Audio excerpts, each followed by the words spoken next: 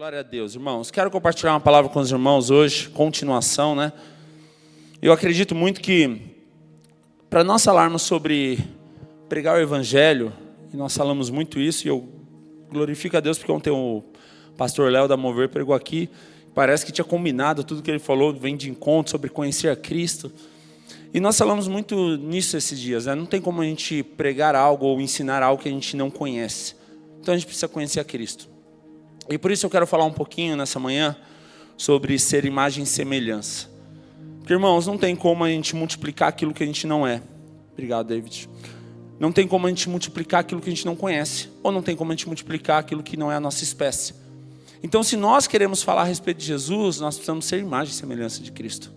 E ser imagem e semelhança de Cristo é muito mais do que meu estilo de vida, é muito mais do que a minha forma de vestir ou tantas outras coisas. Mas é o que nós carregamos no coração de fato, né? O que nós carregamos na nossa vida, no nosso propósito de fato. Então, esses dias, irmãos, eu estava pensando em algo.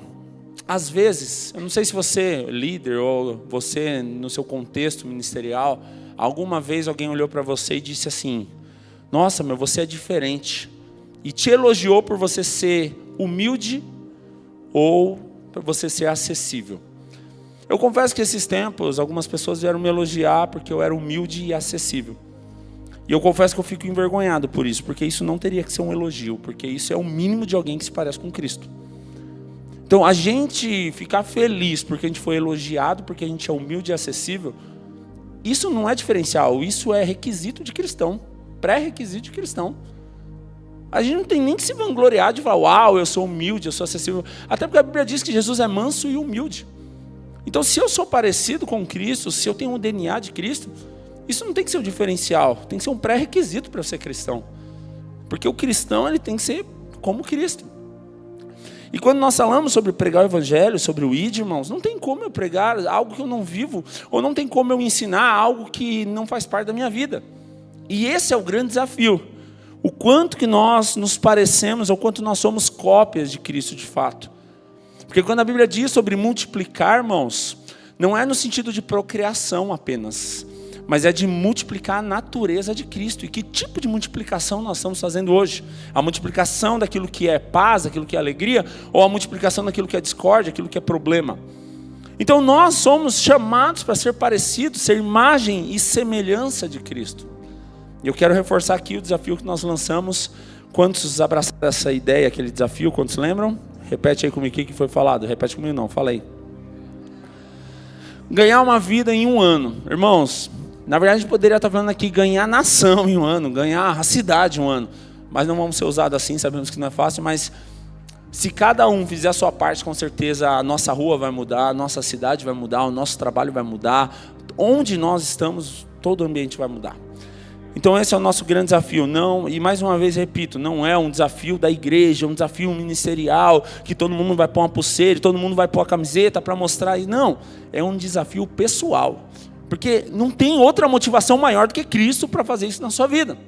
Então não precisa do pastor ficar te lembrando que você precisa ganhar uma vida para Jesus. Porque você não vai ganhar a vida para Jesus para o pastor.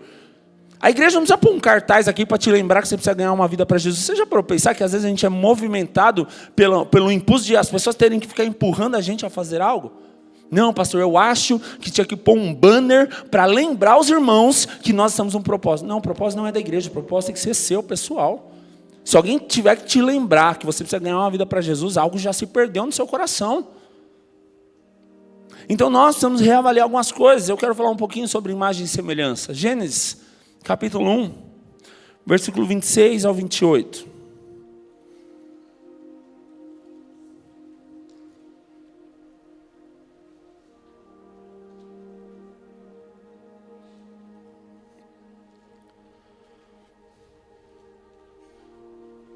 Quem achou, diga amém. Assim, então Deus disse: façamos o ser humano, o homem, a nossa imagem, e ele será semelhante, a nossa semelhança, ele será semelhante a nós. Dominará sobre os peixes do mar, sobre as aves do céu, sobre os animais domésticos, sobre todos os animais selvagens da terra e sobre os animais que rastejam pelo chão. Assim, Deus criou os seres humanos, a sua própria imagem, e a imagem de Deus os criou, homem e mulher os criou. Então Deus os abençoou e disse: sejam férteis e multipliquem-se, encham a terra, né, e governem a terra, dominem sobre os peixes do mar, sobre as aves do céu e sobre todos os animais que rastejam pelo chão. Irmãos, esse texto é um texto base para a vida cristã, porque aqui ele está falando sobre ser imagem e semelhança. Repita comigo: ser imagem e semelhança. E ele fala sobre multiplicar. Repita aí: multiplicar. A grande questão aqui que Deus está nos ensinando é que para eu multiplicar algo, eu preciso multiplicar aquilo que eu sou. Não tem como, nós falamos muito isso a semana passada, sobre gerar segundo a nossa espécie. Não tem como a minha árvore dar maçã se eu sou uma figueira. E o problema dessa geração é que muitas vezes nós estamos tentando gerar ou criar algo que nós não somos. E é um problema, porque vai ficar insustentável. Então aqui a Bíblia está nos ensinando sobre ser imagem e semelhança, porque para que eu possa multiplicar segundo a imagem de Cristo. Aí eu te pergunto, que tipo de imagem e semelhança nós somos? É de Deus? Porque esse é o nosso chamado, e nós somos chamados para multiplicar. Multiplicar o quê? A natureza de Deus, o DNA de Deus. Agora, como que eu multiplico a natureza de Deus, irmãos? Aí entra um ponto-chave, porque aqui é muito comum e muito fácil a gente levar esse texto só para um contexto natural, dizer que é para a gente procriar a terra. Então vamos fazer 15, 20 filhos e eu fiz a minha parte no evangelho, é isso? Não. Aqui nós vemos a questão mais profunda na questão espiritual, que esse procriar não é só fazer filho, não é só ter relação com o cônjuge e gerar filho, sei lá, fiz minha parte, não. Aqui está falando sobre gerar a imagem e a semelhança de Cristo, gerar a natureza, multiplicar a natureza de Deus. E é por isso Marcos 16:15 diz o quê? Há uma direção: ide por todo mundo e pregar o evangelho para toda criatura. Por quê? Para que toda criatura ela possa se tornar a imagem e semelhança de Cristo, para ter o DNA e a natureza de Cristo. Ou seja, sem essa multiplicação, sem essa procriação espiritual, aquilo que a criatura não vai se tornar filho. Aí entra um ponto importante. Às vezes a gente acha que esse texto ele está falando somente sobre ter filhos naturais. Não, mas ele está falando sobre gerar e multiplicar a natureza de Deus. E gerar e multiplicar a natureza de Deus também fala sobre filhos espirituais. Não está falando sobre uma criação natural aqui. Aqui ele está dizendo sobre multiplicar a terra. E multiplicar a terra é aquilo que não era a vida de Deus, vai gerar a vida. Jesus era o único filho de Deus. A partir do momento que ele morre na cruz, ele se torna o primeiro, como dizem Romanos. Por quê? Porque agora tem outros filhos, nós. Agora, quanto que nós estamos dispostos a ser um canal de Deus para que outras pessoas tenham a mesma oportunidade que nós tivemos de conhecer a Cristo? Ou nós estamos aqui, não, eu já fiz a minha parte, eu já fui salvo, eu estou garantido, agora cada um por si. Então isso nos ensina uma lição, irmãos. Quanto nós estamos dispostos a gerar e multiplicar aquilo que nós somos, a natureza de Deus. Agora aqui também entra um ponto, um parênteses, eu quero abrir, não é sobre a palavra, mas um parênteses importante. Particularmente eu não gosto de pronome possessivo. Os meus filhos, o meu GC, o meu ministério, a minha equipe. Por que eu não gosto muito disso? Porque parece que é nosso. E nada é nosso, tudo é de Cristo. Certo? Porque aqui quando ele fala sobre multiplicar filhos, fala sobre filhos espirituais. É bíblico filhos espirituais, porém, eu tenho um pouco de receio e medo quando nós falamos que eu sou um pai espiritual. Por quê? Porque quem é o nosso pai é Deus. E a partir do momento que a gente se considera pai de alguém aqui, o que um pai faz? Não pode isso. Não vai. Eu já disse que você não vai ser corrigido, vai ficar de castigo. E quando a gente cria esse hábito de pai, a gente quer dominar as pessoas. Aí a gente volta para o texto. O texto diz que a gente tem que dominar coisas e cultivar, gerar pessoas. Aqui ele diz o quê? Domina sobre os peixes, sobre os animais domésticos. Então o problema é que muitas vezes nós estamos distorcendo tudo, né? Nós estamos usando pessoas. Na verdade é para nós usarmos coisas. Mas pessoas é para a gente abençoar, nós termos relacionamento. Nós não fomos criados para dominar pessoas ou usar pessoas. Mas quando nós temos uma distorção da natureza de Cristo, nós começamos a fazer isso. Ou seja, quando entra o pecado, quando faz isso, nós queremos controlar, dominar, queremos ter tudo sob nosso controle. E aí a gente se perde. Porque é por isso que eu falo, irmão, só um cuidado com o pronome possessivo, porque senão a gente vai querer ser dono daquilo que nós estamos fazendo. Então nós somos chamados para gerar filhos espirituais, mas filhos espirituais onde Deus é o Pai. Gente, nós não somos pai de ninguém aqui não.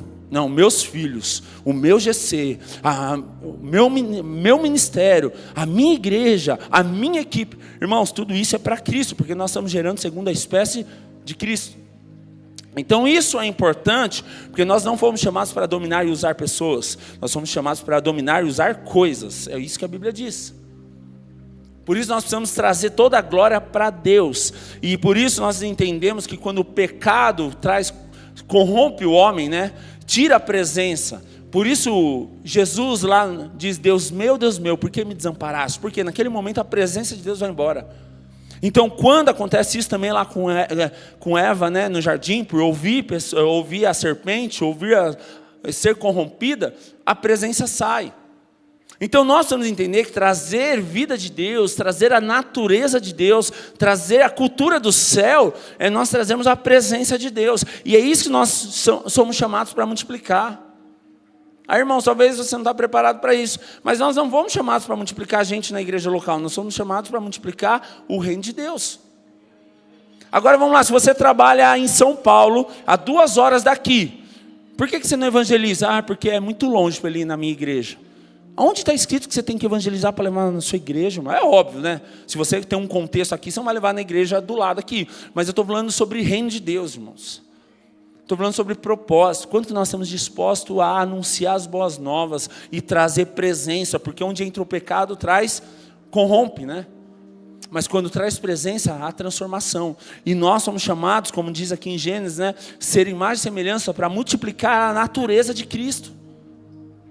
E quanto nós estamos multiplicando essa natureza? Nós não fomos chamados para seguir pessoas, nós somos chamados para seguir Cristo. E eu digo além, irmãos, não imite alguém que não se pareça com Cristo. Mas ele é tão legal, mas se ele não parece com Cristo, não é referência. Nossa, que pesado. Mas olha o que a Bíblia diz em 1 Coríntios 11:1, desculpa.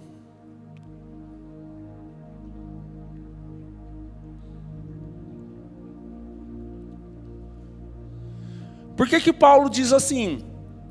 Sejam meus imitadores como eu sou imitador de Cristo. Porque assim, Paulo não está chamando a responsabilidade de falar que ele é bom. Mas ele está dizendo assim, sabe por que você pode me imitar? Porque se você me imitar, você não vai estar imitando Paulo. Se você me imitar, você vai estar imitando Cristo.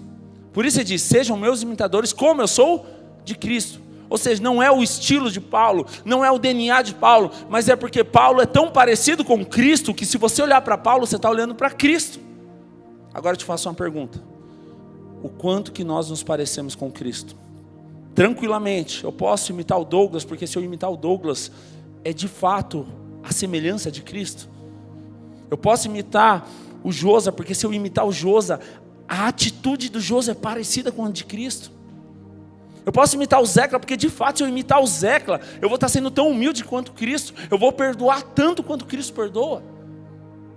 É porque é exatamente isso que Paulo está dizendo. Paulo está dizendo assim, pode me imitar, porque se você me imitar, você não está imitando o estilo de Paulo, mas está imitando Cristo, porque eu entendi quem é Cristo. Então quando você olha para mim, você não tem que ver o Douglas, você não tem que ver o Tiago, você não tem que ver o Fernando, você tem que ver Cristo. E é por isso que nós estamos falando sobre multiplicar a natureza de Cristo, irmãos. Quando nós falamos sobre o Evangelho, irmãos, não cabe, na minha opinião, eu acho que tem que ser assim. Quando nós estamos pregando o Evangelho, não cabe, eu penso assim. Quando nós estamos pregando o Evangelho, o que cabe é a palavra de Deus. Não é sobre a palavra de Paulo que tem que sobressair, mas é aquilo que Paulo carrega tem que sobressair, que é Cristo. Aí a gente pode fazer uma reflexão nessa manhã. O que tem sobressaído na nossa vida? É o quanto que o Douglas pensa a respeito de algo? Ou quanto o Douglas carrega Cristo? O que tem sobressaído na sua vida? É o quanto que você está indignado com um irmão, chateado com alguém? Ou quanto Cristo transformou a sua vida, ao ponto de as pessoas poderem olhar para você como olham para Paulo e falam, pode imitar, porque se você imitar é tranquilo, porque ele se parece exatamente como Cristo. Porque é sobre isso o Evangelho. Como que nós vamos pregar o Evangelho se nós não parecemos com Cristo? Como nós vamos pregar sobre o amor se nós não temos amor? Como nós vamos pregar sobre perdão se nós não perdoamos? Sabe, irmãos, é muito pesado isso que eu vou te falar. Mas eu conheço um pastor que numa situação acabou saindo de uma igreja e saiu de uma maneira que dividiu a igreja. E ele tinha mágoa no coração e ele não resolveu aquele problema. E um dia chegaram para ele e falou: como que você prega sobre perdão na sua igreja se você não perdoou? Sabe o que ele respondeu? Eu não prego sobre perdão. Será que você está disposto a anular uma parte da Bíblia sobre a sua vida porque você não vive ela? Ah não, eu não amo ninguém, então não vou pregar sobre amor. Ah, eu não gosto de ter comunhão, então não vou pregar mais sobre unidade. Sabe qual é o problema desse relativismo? A gente começa a selecionar o que vale e o que não vale na palavra de Deus. E a Bíblia diz que nós devemos ser imagem e semelhança de Cristo. O quanto que nós nos parecemos com Cristo no perdão. O quanto nós nos parecemos com Cristo quando nós perdemos. Porque esse é o grande desafio, irmãos. Não basta falar sobre Jesus. Nós precisamos ser como Jesus. Nós precisamos parecer com Jesus. Repita isso para memorizar aí na sua mente. Fala, não basta eu me parecer com Cristo. Não basta eu falar sobre Cristo. Eu preciso ser, eu preciso parecer com Cristo. Porque esse é o nosso chamado a multiplicar a natureza de Deus. A natureza de Deus não é sobre a chateação do Douglas, não é sobre a frustração do Douglas, não é sobre a frustração sua. A natureza de Deus é pregar sobre aquilo que é Deus. Um Deus que perdoa, um Deus que ama, um Deus que dá uma nova chance. Talvez você fale, eu não perdoo porque não merece. Mas a Bíblia diz assim que Deus nos perdoou e deu a vida dele por nós. Então você acha que a sua opinião está certa? Eu não dou chance porque eu estou cansado. Deus nos dá mais uma chance nessa manhã. Qual natureza nós carregamos? Qual é a natureza que nós estamos multiplicando nesses dias, irmãos? Atos capítulo 11, versículo 21 a 26.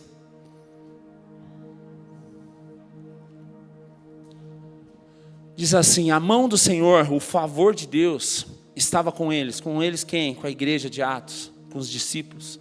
E muitos desses gentios creram e se converteram ao Senhor. Por quê? Porque os apóstolos, os líderes estavam pregando.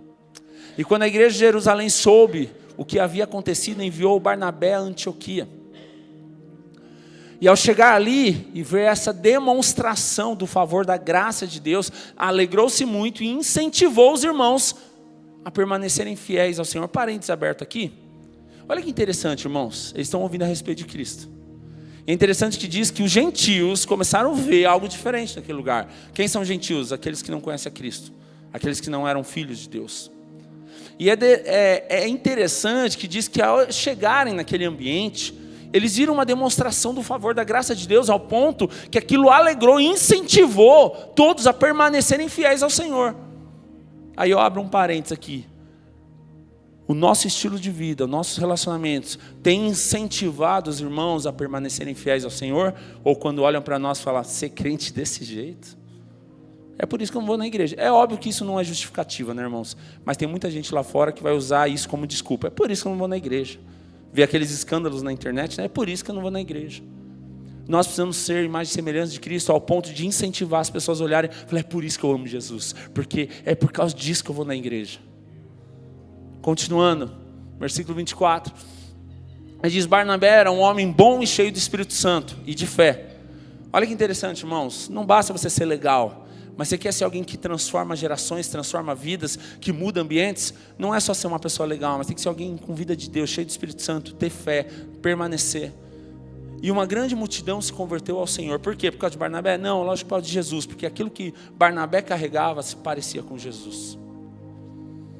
Então Barnabé foi a Tarso procurar Saulo.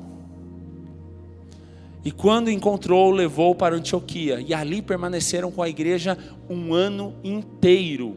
Constância, permanência. Ensinando a muitas pessoas. Foi em Antioquia que os discípulos foram chamados de cristãos pela primeira vez. Repita comigo, cristãos significa pequenos cristos.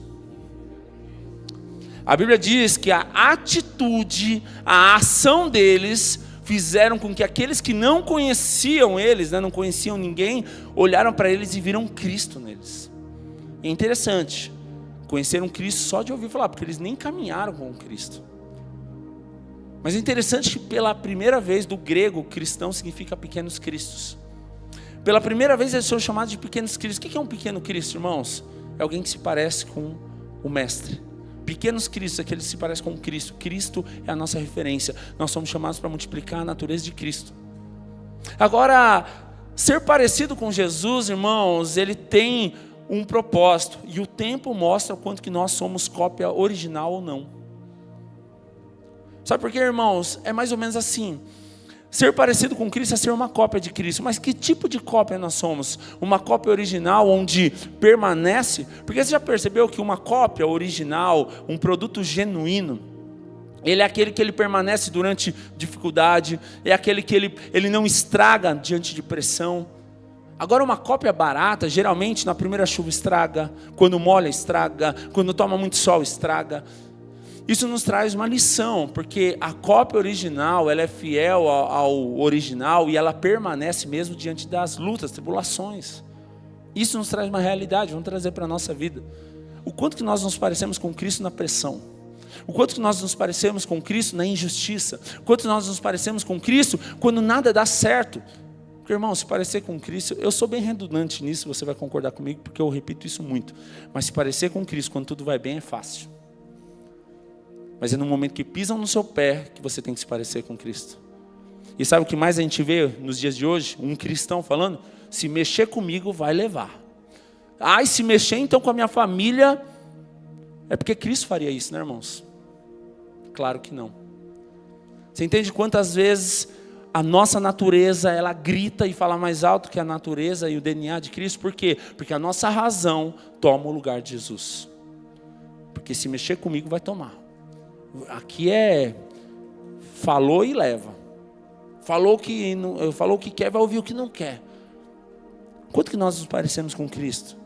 Cadê a parte do perdão? Cadê a parte de abrir mão? Cadê a parte de andar mais uma milha? Cadê a parte de dar outra face? Irmãos, dar outra face, biblicamente, não é o sentido literal de você apanhar uma vez, apanhar de novo.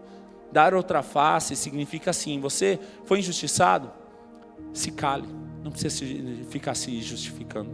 Dar outra face não é você pegar e falar, bate de novo, não é isso. Dar outra face é, eu fui injustiçado, mas eu me calo. Assim como Jesus, é você realmente que é o mestre, dos judeus? E Jesus nada falou. Dar outra face não é você ficar apanhando, não. Dar outra face é você aprender a ficar quieto e falar, eu não preciso me justificar, porque Cristo me justifica. E nós nos parecermos com Jesus e multiplicar essa natureza, irmãos, não é só falando, você tem que ir para a igreja. Não, você tem que se firmar na igreja. Você precisa se envolver. Isso é o que um pai faz. Vai ficar de castigo. E às vezes a gente quer virar pai dos outros.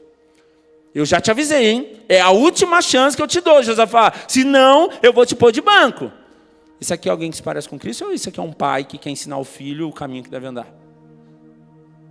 Então nós precisamos entender que tipo de cristão nós somos e que nós estamos carregando. Porque aí a gente entra na grande comissão. Como que eu vou falar sobre Cristo? Como que eu vou pregar a respeito de algo se eu não sei daquilo que é? Como que eu vou ensinar sobre matemática se eu não sei matemática? Como que eu vou ensinar sobre história se eu não sei história? Como eu vou ensinar sobre português se eu não sei regra de português? Como que eu vou falar sobre Cristo se eu não conheço Cristo? E esse é o grande desafio. Nós vemos aqui que, além, na igreja de Atos, além do favor de Deus estar sobre eles eram cheios de fé. Eles permaneceram. Eles não desistiram. Eles eram cheios do Espírito Santo. Tinha presença. Eles realmente se pareciam com Cristo. Eles eram uma cópia original de Cristo. Porque Cristo não estava mais no meio do povo, naturalmente, falando fisicamente. Mas eles continuaram o legado de Cristo. Cristo não está mais no nosso meio, naturalmente, fisicamente falando. Mas o quanto que nós estamos carregando aquilo que Jesus deixou nessa terra. E esse é o grande desafio. O quanto que nós nos parecemos com Cristo. Porque, irmãos, não basta falar sobre Cristo. Nós precisamos ser como Cristo. Não basta eu falar para alguém, faça isso, mas eu não faço. Né? Tem um ditado que diz o quê? Faça o que eu falo, mas não faça o que eu faço. Não, irmãos. É através das nossas atitudes que nós mostramos o que vale a pena ou não. Os nossos filhos naturais e a igreja, ela não vai fazer apenas aquilo que nós falamos. Elas vão fazer aquilo que nós fazemos. É muito fácil chegar numa roda, chamar alguém para conversar e falar, ó, você precisa aprender a perdoar. E no meu dia a dia eu não perdoar. É muito fácil eu chamar os líderes para conversar e começar a dar sermão que eles têm que fazer algo se eu não faço.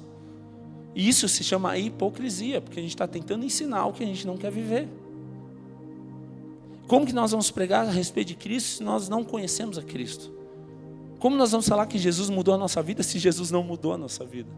Como nós vamos falar que vale a pena perder, abrir mão, estar servindo a Cristo e dar a nossa vida se nós não estamos dispostos a dar a nossa vida? Isso tem que ser uma reflexão, porque eu acredito, irmãos, que nesses dias o que Deus tem falado conosco, a primeira pessoa que Deus quer ganhar, sabe quem é? Diga assim, eu. Eu acho que o grande desafio nesses dias é, o Senhor está querendo pregar para nós mesmos, né? É óbvio que Deus usa pessoas, mas então Deus vai usar você mesmo para falar com você mesmo. Talvez a primeira pessoa que você precisa ganhar para Jesus é você mesmo. Porque alguma razão você se perdeu, você abriu mão, você se esfriou. Então a gente está falando sobre ganhar uma vida, mas eu acredito que talvez a primeira vida que o Senhor quer ganhar nessa manhã é a sua vida, é a minha vida. Porque quantas coisas a gente se torna tão bom, tão crítico para ensinar, para falar, mas a gente perde a essência para viver. E quando nós entramos na grande comissão, Mateus capítulo 28, versículo 18 ao 20...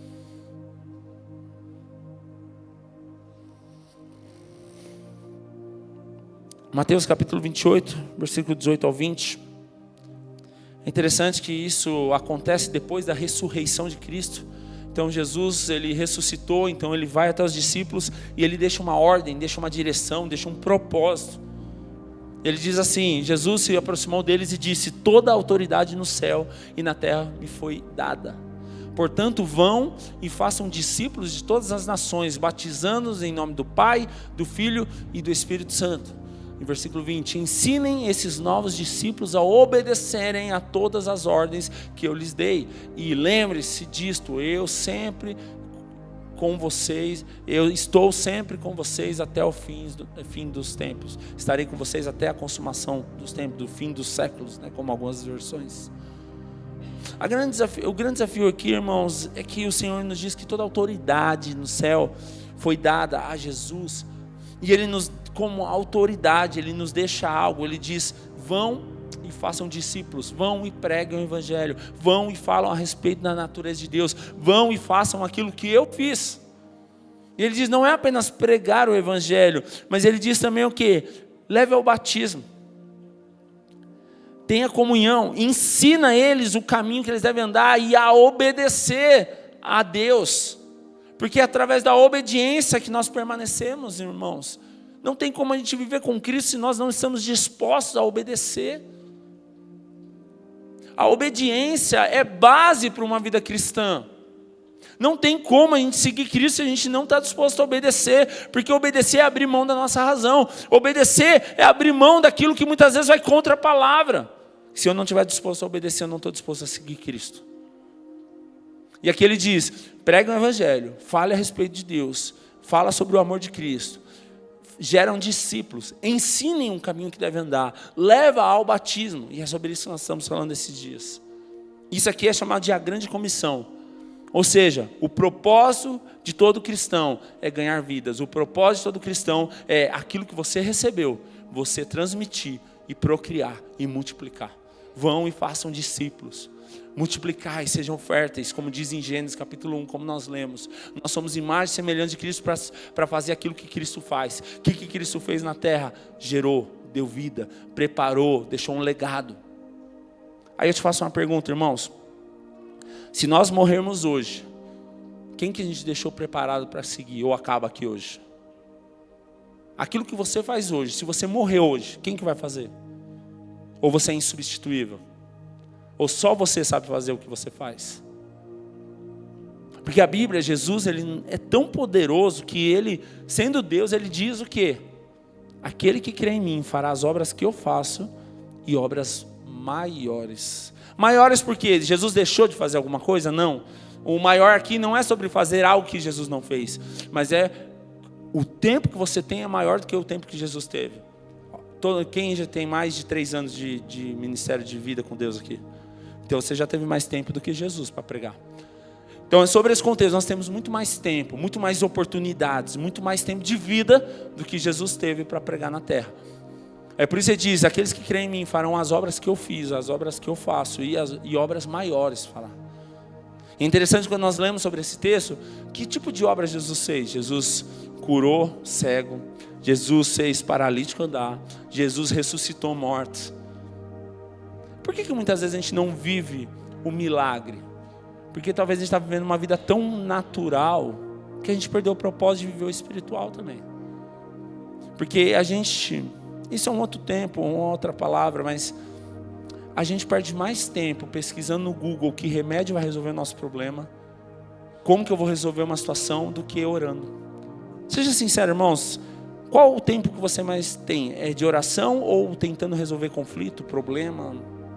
A gente perde mais tempo tomando remédio do que orando. Não estou dizendo que está errado tomar remédio. Sim, Deus também criou as coisas naturais para a gente cuidar. Mas a gente deixa a oração como a mulher do fluxo de sangue por último. A gente deixa a experiência por último. Tenta médico, tenta remédio, tenta tudo. Quando não tem mais nada, a gente procura Deus. O quanto nós estamos, sabe, irmãos, até a apresentação do Marcelo e do Dudu semana passada falou muito sobre isso. Quantas oportunidades nós temos na vida. E muitas vezes a gente está falando, eu não faço porque eu não tenho oportunidade. Será que você não tem oportunidade? Sabe quantas vezes a gente está perdendo oportunidade, pessoas estão morrendo. E esse é um grande desafio. Quando nós estamos dispostos a viver essa grande comissão, ao ponto de entender que isso é uma incumbência, isso não é opcional, não é uma situação que, é para quem foi chamado para o evangelismo, isso é chamado para quem tem perfil. Irmãos, o nosso chamado, nós falamos isso a primeira semana, o nosso chamado não é ministério de louvor, não é pregação, não é staff, diaconato, não é criança, o nosso chamado é ganhar vidas. Tudo esse restante são estratégias, ferramentas que ajudam a gente cumprir o chamado principal, que é ganhar vidas. Mas se tudo que nós fazemos só serve como ferramenta e não ganha vida, foi em vão. Todo o tempo que eu preguei, se não foi para ganhar vida, desperdício. Todo o tempo que os irmãos que ministraram louvor, se não foi para ganhar vida, desperdício.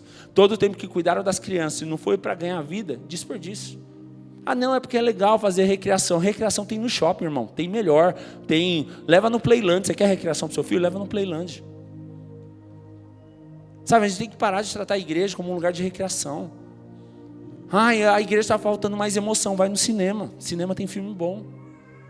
O problema é que a gente está esperando na igreja aquilo que a gente pode ter lá fora. E a gente está deixando de ter na igreja aquilo que a gente precisa, que é a vida de Deus.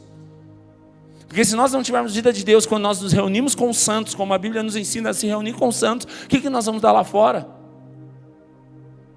E essa é a grande comissão, pregar o evangelho a todo tempo. A igreja era perseguida em Atos, eles se reuniam, sofriam, eram presos, eram injustiçados, mas tudo aquilo que acontecia tinha um propósito, seja na cadeia, seja em qualquer lugar, eles estavam pregando o evangelho. E isso nós aprendemos que tem um propósito, como diz Marcos 16:15, né? Ide por todo mundo pregar o evangelho, né? Vão e anunciem as boas novas a todo mundo. Ou seja, o evangelho também nos ensina que isso é uma missão universal e o evangelho não é seletivo. Ele não faz acepção. Ide por todo mundo e pregar o evangelho para todo mundo, para toda criatura. Não é só para quem é seu amigo, não é só para quem pensa igual a você, não é só para quem é legal. Não, a Bíblia diz, pregar o evangelho para toda criatura, para todo mundo. Aí sabe o que você faz? Esse aí eu não vou nem falar, não vou nem perder tempo, porque só pelo estilo dele eu já sei que vai ser em vão. Deus não foi seletivo, Deus não fez acepção de pessoas. Talvez vai soar um pouco estranho, mas ouça até o final e não faça corte. O evangelho de Cristo é inclusivo. O que é inclusivo? É que é para todo mundo. O evangelho de Deus é para todos. Vinde a mim, vós estáis cansados, sobrecarregados, e eu vos aliviarei. É óbvio que a partir do momento que eu tenho um encontro com Jesus, algo tem que mudar na minha vida. Mas o evangelho é para todo mundo. Deus morreu na cruz, o que diz João 3,16?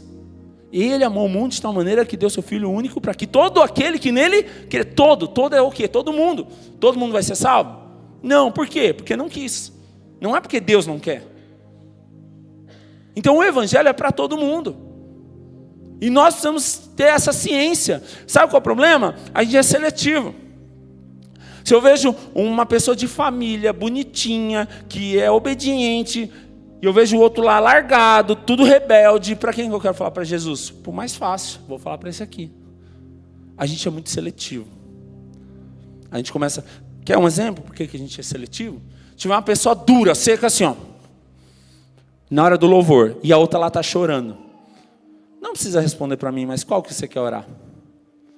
Vou orar pela que está chorando, né? Porque ela vai receber mais, ela vai manifestar. Ou não, você ia orar pelo duro porque ele precisa mais. O problema é que nós muitas vezes somos seletivos. Mas o evangelho é para todo mundo. Atos capítulo 1, versículo 8. Além de nós termos esse alcance global, né, de pregar o evangelho a toda criatura, também fala, por que nós fazemos isso? Por causa do Espírito Santo. Atos capítulo 1, versículo 8, diz, e vocês receberão poder quando o Espírito Santo descer sobre vocês, e serão minhas testemunhas. O que é minhas testemunhas? É aquele que vai testemunhar, vai testificar aquilo que Cristo está fazendo. E diz o quê? Em toda parte, em Jerusalém, toda a Judéia, Samaria, e até em Rio Grande da Serra. Até em Mauá, até em Santo André, até em Ribeirão Pires, até em Paranapiacaba, até em São Paulo. A grande questão, irmãos, é o quanto nós estamos dispostos a viver o poder de Deus. Sabe por quê? Sabe por que às vezes a gente tem medo de pregar o evangelho? Porque a gente está muito natural. O que vão pensar de mim? Mas o que vão falar? Eu não tenho capacidade. Quem eu sou para falar alguma coisa? A síndrome de Moisés, né? Não estou pronto, eu não sei, eu não tenho capacidade. Aí Deus diz, mas quem diz que é sobre você, Douglas? Quem diz que é sobre você, Emerson? Quem diz que é sobre você, Humberto? É sobre o eu sou. Então aqui diz o quê? Que vocês, né, aqui diz em Atos, né, quando diz para o povo não sair de onde eles estavam, né, um tempo difícil, um tempo onde as coisas não fazem sentido, um tempo onde Jesus morreu, e eles dizem, calma, não toma decisão precipitada, fiquem onde vocês estão. Porque em Atos 2 vai vir o dia de Pentecostes, né? E naquele dia vocês vão ser tomados pelo Espírito Santo, vão ser cheios da presença e Ele vai guiar vocês. Aí a gente vem em Atos 3, né? Momento da porta formosa, Pedro e João dizem o quê para aquele coxo? Eu não tenho prata, eu não tenho ouro, mas o que eu tenho, eu te dou. O que eles deram para aquele coxo? Dinheiro? Não. Comida? Marmitex? Não, porque isso não muda a vida de ninguém, irmãos. Sabe qual é o grande problema? A gente quer ser uma igreja social e a gente quer mudar a vida das pessoas com comida. A gente quer mudar a vida das pessoas com doação. Mas isso aí qualquer um faz. Não estou dizendo que a gente tem que ser insensível parar com isso. Não, a gente tem que continuar com isso. Mas tudo isso sem vida de Deus tem prazo de validade. Amanhã a fome vem de novo. É interessante que aqui em Atos 3, quando nós vemos Pedro e João dando algo para aquele coxo, o que eles estão dando? Eles estão dando vida, estão dando esperança, estão dando mudança de vida. Porque todo dia aquele coxo estava pedindo algo naquele lugar. E eu tenho certeza, para aquele homem estar vivo, todo dia ele tinha doação, todo dia ele tinha comida, todo dia tinha alguém que ajudava ele. Mas no outro dia ele tinha fome de novo. Sabe qual é o nosso problema? Nós achamos às vezes que pregar o evangelho é dar comida para alguém. É óbvio que você tem que fazer isso também. Porque é uma das maneiras de você demonstrar o amor de Deus. Mas não é só essa maneira. Porque essa maneira não transforma a vida. Essa maneira só alimenta a vida. Para o outro dia ela ter fome de novo. Essa maneira é muito boa, mas ela só traz sobrevivência. No outro dia ela precisa de comida de novo, senão ela vai morrer. Agora, quando nós pregamos o evangelho, irmãos, não estou dizendo para a gente ser irresponsável e não cuidar do natural. Temos que cuidar do natural, não distorça. Mas o que eu estou dizendo é, quando você dá o evangelho, você dá vida eterna. Quando você dá uma comida, você dá mais um dia de vida para a pessoa.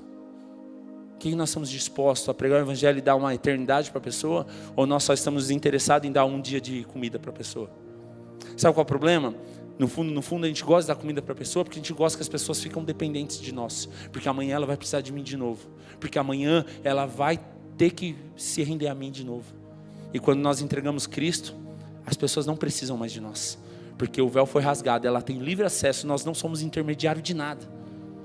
Mas trazendo isso a um nível profundo, irmãos, quantas vezes a gente gosta que as pessoas dependam de nós para que no outro dia ela precisa da gente de novo. Isso não é evangelho, isso é assistencialismo. A vida com Deus tem que fazer a pessoa voltar a sonhar, a ter uma vida e ela ter liberdade, onde ela tem um acesso a Deus, o véu se rasgou, onde ela não precisa mais de intermediário. Agora, quanto nós estamos dispostos a pregar o evangelho? Romanos capítulo 10, versículo 14 e 15.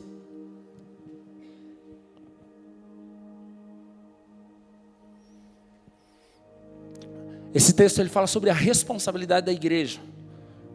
E diz assim: mas como poderão invocá-lo se não crerem nele? E como crerão nele, em Jesus, se jamais tiveram ouvido a seu respeito? E como ouvirão a respeito de Jesus se ninguém está disposto a falar sobre Jesus? E como alguém falará se não for enviado? Por isso as Escrituras dizem: como são belos os pés dos mensageiros que trazem as boas novas. Irmãos, esse texto nos ensina sobre a responsabilidade da igreja, sobre enviar, sobre pregar, sobre interceder, sobre ensinar, sobre alcançar os perdidos. Mas como os perdidos serão alcançados se nós não estamos dispostos a sair da nossa zona de conforto e pregar? E sair da nossa zona de conforto, irmãos, não é só não vir no culto domingo, pegar o GC e fazer algo, pegar a intercessão, fazer algo, pegar o louvor, fazer algo, pegar a equipe, fazer algo. Mas é sobre nós, na nossa responsabilidade individual também. É muito fácil a gente esperar nos outros. Eu não faço porque ninguém vai comigo tocar violão. Eu não faço porque ninguém vai lá tirar uma foto da mídia. Irmãos, aqui a gente está falando sobre responsabilidade da igreja. Nós somos igreja na pluralidade, mas também nós somos igreja nos ambientes onde nós estamos. Quanto que a igreja de Cristo ela tem se manifestado no ambiente que você está? Porque como que ouvirão falar de Cristo se não há quem pregue? Mas é que eu não tive a oportunidade de pregar no domingo. É que ainda está chovendo, senão eu ia na praça pregar o evangelho. Irmãos, estou falando sobre o seu trabalho, a pessoa que senta do seu lado lá, sobre o cliente que você está atendendo. Se você não consegue mostrar Cristo lá naquele lugar, você quer pregar para a multidão. É que a gente tem a mania de achar que ser usado por Deus é quantidade. Mas às vezes, irmãos, a gente vai pregar o evangelho para uma pessoa que aos olhos naturais, aos olhos da sociedade é insignificante. E aquela pessoa vai ganhar uma nação. Porque não é sobre você, é sobre Cristo. Às vezes a gente é tão egoísta achando que Deus vai usar o Douglas, vai usar o pastor, vai usar o líder, vai usar o ministro de louvor, vai usar o não sei o que lá. Irmãos, às vezes Deus vai usar aquele que ninguém dá nada. É por isso que Deus escolhe as coisas loucas desse mundo. Agora, quando nós estamos dispostos para isso, para viver a responsabilidade de invocar e pregar sobre Cristo, falar sobre Cristo. Eu não tenho tempo para falar sobre Cristo. Meu chamado é cuidar de criança. Eu não tenho tempo para falar de Cristo, porque eu perco muito tempo ensaiando as músicas do louvor. Eu não tenho tempo para falar de Cristo, porque eu tenho que escrever um sermão toda semana. Irmãos, então tudo isso que a gente está fazendo é em vão. O propósito da igreja, o propósito pessoal é proclamar o evangelho. Olha aqui diz 1 Coríntios 9,16. Mais uma vez voltamos para Paulo. Paulo, depois de Jesus, é sensacional. Paulo diz assim: no entanto, não posso me orgulhar de anunciar as boas novas, de anunciar o evangelho, pois eu sou impelido, eu sou convocado por Deus a fazê-lo. E ai de mim, se eu não anunciar as boas novas. Irmão, às vezes você acha que você está fazendo um favor para a igreja, você está fazendo um favor para o reino, porque você está fazendo um GC, porque você está cuidando de um ministério. Irmãos, você acha que você está fazendo um favor para a igreja? Olha o que Paulo diz: eu não posso nem me orgulhar de pregar as boas novas, de pregar o evangelho, porque eu sou impelido, eu sou desafiado, eu sou convocado para fazer isso. Isso é grande comissão. Ou seja, ai de mim se eu não fizer isso. Eu não tenho opção, porque se eu conheço a Cristo, não tem como eu viver uma vida com Cristo se eu não estiver disposto a falar sobre Ele. E é isso que Paulo está dizendo aqui, além da responsabilidade, o propósito da proclamação do evangelho. Aí às vezes você está chateado, você acha que você está fazendo um favor para o pastor, você está fazendo um favor para o seu líder, você está fazendo um favor para a cidade. Irmão, para com isso. Deixa eu te falar algo. Às vezes a gente cobra o governo, cobra a prefeitura de fazer coisas que é a responsabilidade deles. Mas deixa eu te falar, nós como igreja fazemos muito mais pela cidade do que qualquer prefeitura faz pela sua cidade. Tirar pessoas da rua, restaurar casamento, evitar crimes hediondos. Por quê? Porque quando Cristo entra, muda a família. Quando Cristo entra, traz cura. Quando Cristo entra, traz perdão. Onde iria acontecer uma grande tragédia, começa a ter esperança e transformação.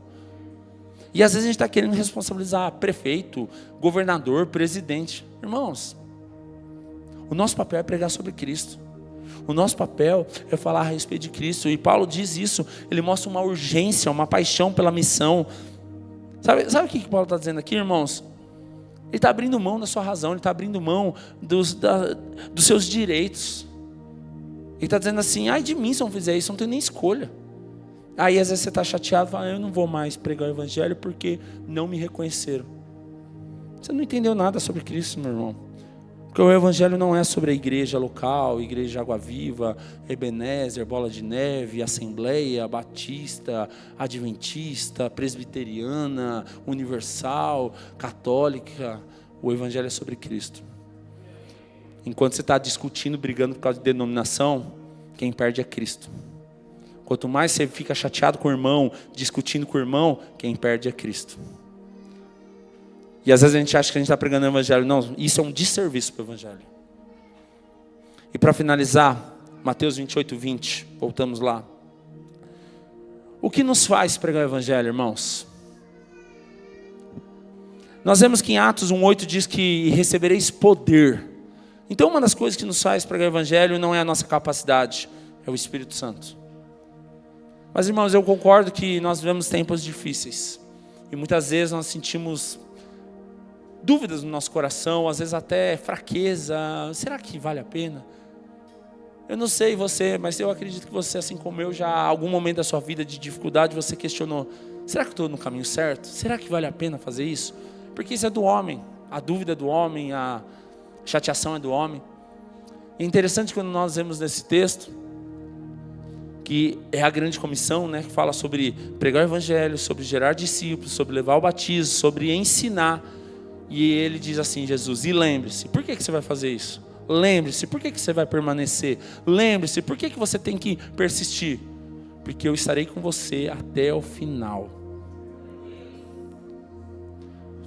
Sabe, irmãos, primeira coisa, o que nos faz permanecer como igreja, a constância, a perseverança, é saber que nós não estamos sozinhos e Cristo está com a gente até o final, até o dia que Ele vai voltar para buscar a igreja. Mas isso também nos ensina algo, nós não estamos sozinhos e mais pessoas precisam de Cristo. Eu preciso fazer meu papel. Meu papel não é ser egoísta e só falar, uau, eu consegui, eu venci. Tipo aqueles campeonatos, né, de quem chegar, venceu, eu já fiz minha parte, agora cada um se vira. Ah, salvação individual. Porque a gente usa isso, né? É uma verdade, a salvação individual, mas você não chegou aqui sozinho. A salvação individual no sentido de decisão, você decide sozinho. Mas você não conheceu a Cristo sozinho. Eu tenho certeza que você não conheceu o Cristo sozinho.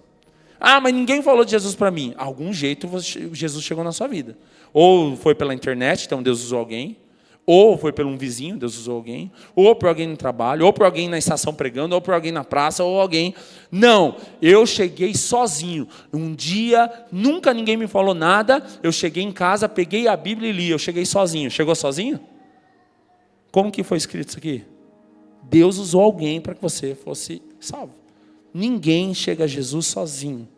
Ah, eu fui através da Bíblia. Sim, teve ou Almeida, ou King James, alguma versão aí, alguém que escreveu, alguém que traduziu, alguém que fez lá, pegou e transcreveu a Bíblia, para que você pudesse ouvir sobre Jesus.